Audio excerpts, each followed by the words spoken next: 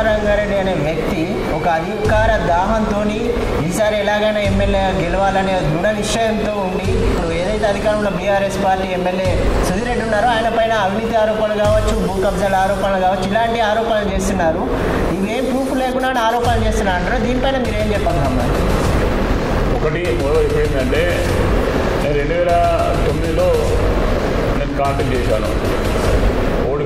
ఓడిపోయినప్పుడు అప్పుడున్న కాంగ్రెస్ పార్టీకి వెళ్ళి నాకు ఆఫర్ వచ్చింది ఏదో సుధిరెడ్డి గారు చెప్పాలి.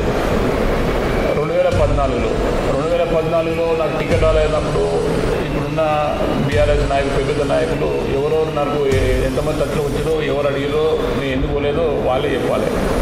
నేను ఏ రోజు సామరంగా ఉన్న వ్యక్తి అధికారం కోసము ఏ రోజు తపన పడలేదు. అధికారమే రావాలి, అధికారం కోసమే పనిచేయాలని ఇప్పుడు చేయలేదు. అధికారం ఉన్నా లేకుండా ప్రజా సమస్యల మీద పోరాడాలి, ప్రజా సమస్యల పరిష్కారం కోసం ప్రయత్నం చేయాలనే విషయాలు ప్రజలలో మమేకం కావాలి.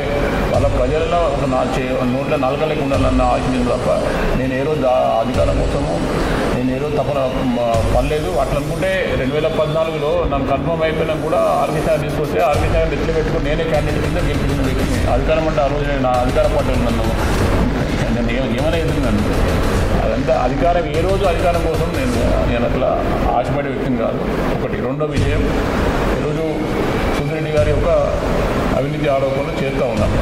నా దగ్గర పూర్తి ఆధారాలతో సహా నేను సమకూర్చిన తర్వాతే, దానిలో నేను విశ్లేషించిన తర్వాతే, లోతుగా అధ్యయనం చేసిన తర్వాతనే నేను ఆరోపిస్తుంది తప్ప ఏదో గాలి మాటలు, ఏదో ఆయన మీద ఏదో బుద్ధి జరిగితే నాకేదో వస్తుంది, లేదా ఆయన ఏదో ఎప్పుడున్నా గెలిచే క్యాండిడేట్ ఆయన ఏదో బాగా చేశాను ఓడగొట్టాలి, అలా కాదు.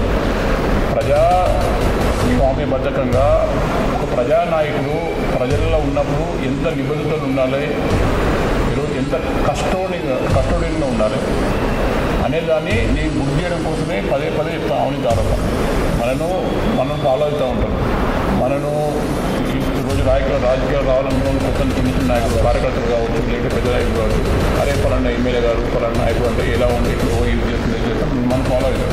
మనము నిబద్ధత నుండి ఒక ప్రజాసేవుడు ఉంటే వాళ్ళు కూడా రేపు ప్రజలకు సేవ చేయడం కోసం వస్తారు. కానీ మనము ఏదో ఇక డబ్బులు సంపాదించాలి, అధికారం ఉంటే అధికారం ఈ విధంగా మనం అధికారం దుర్వినియోగం చేసుకోవచ్చు, అధికారం ఉంటే మంది మార్బలం ఉంటారు, అధికారం ఉంటే అధికారులు ఉంటారు, వీళ్ళకు దీనికోసం పనిచేయాలనే విధంగా చేస్తే తప్పు అనే విధంగా నేను పదే చెప్తాను. మళ్ళీ అదే చెప్తాను. రేపు ఖచ్చితంగా వాళ్ళతో పాటు గెలవబోతూ ఉన్నది. గెలిచిన తర్వాత అసలు ప్రజాప్రతినిధి అంటే ఏ విధంగా ఉంటాడో నేను చూపెడతాను.